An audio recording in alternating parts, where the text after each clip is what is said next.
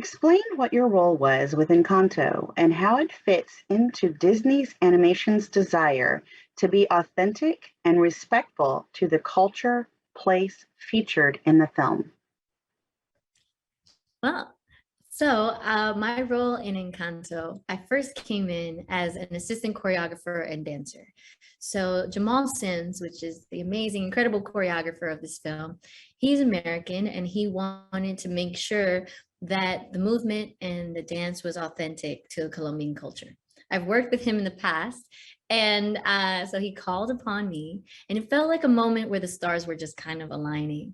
And so he called upon me, and I'm grateful that he had the trust in me to make this happen.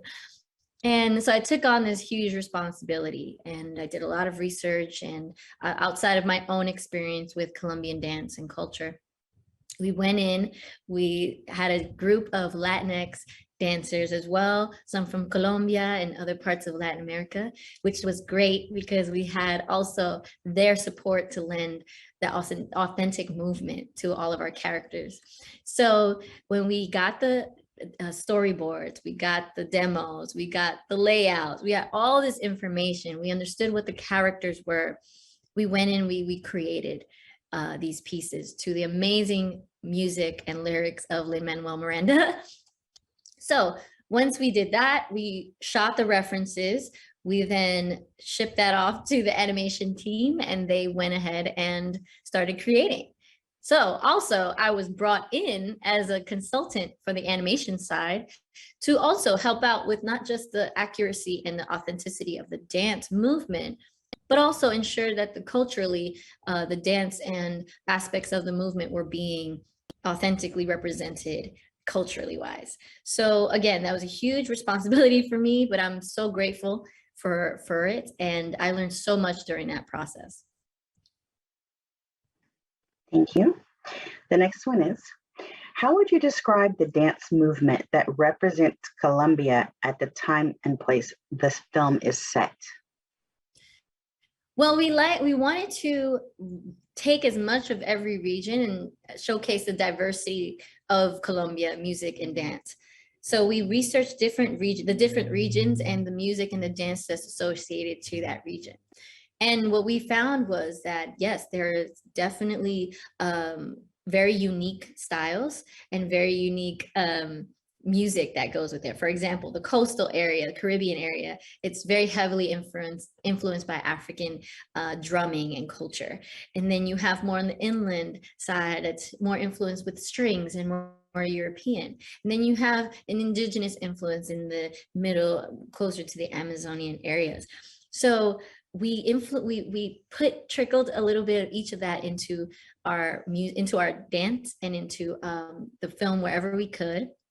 And then we also gave it a fresh approach. You know, reggaeton is a newer style. It's a newer style of music and dance.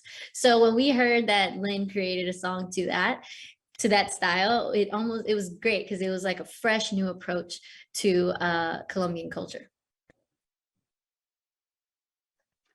Describe the process of working with filmmakers. Can you give an example of a sequence that you contributed to and how it all came together? Yes, well, first of all, it was such a great learning process. The respect that I gained for the animation world is huge. I mean, I already loved, and I grew up on animation film, Disney films. So to now be in the trenches with them, seeing how they work and helping them just elevate the whole project was amazing. You know, I came in and I'm so grateful to Kira, Renato, and Michael for kind of taking me under their wings and showing me how the animation world works, the inner workings of how they animate. So what I found were two major things that we have in common, because we had to figure out how to communicate with one another. And the first thing I found was that we are very obsessed and very attentive to detail and how the body moves.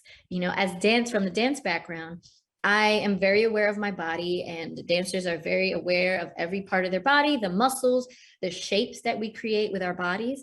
And then we also can see that in another person. And in this case, watching the characters, I approached the characters like people. And so I would look at Mirabelle, and if something felt a little off, I can say, well, her shoulder needs to move up and back, So in that, I realized the animation side is the same way.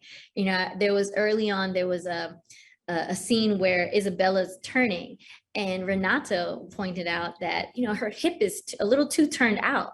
And when I saw that, I was like, wait, you saw that? That was kind of like a aha moment, because I was like, wow, it really made me understand and appreciate and know that I could push the animators a little further and really kind of dive in there. And then the second thing was that we both approach movement with sound effects. So on a dancing side, we can create movement and choreography to the beats. So it'll be like on a count, right? On 1, 2, 3, 4. Or to hit a specific musicality, we'll do sound effects. Like we'll be like, boom, ba, boom, ba, boom, ta, boom, boom, ba, right? So on the animation side, what I realize is that they do the same. So when they'll say like, oh, she'll grab something, right? They can say she'll grab, or they can say she'll grab it, And when I realized that too, we all like lost it, because we said, oh man, now this is like a perfect marriage of the two worlds. So I really feel like that elevated our collaboration that much greater.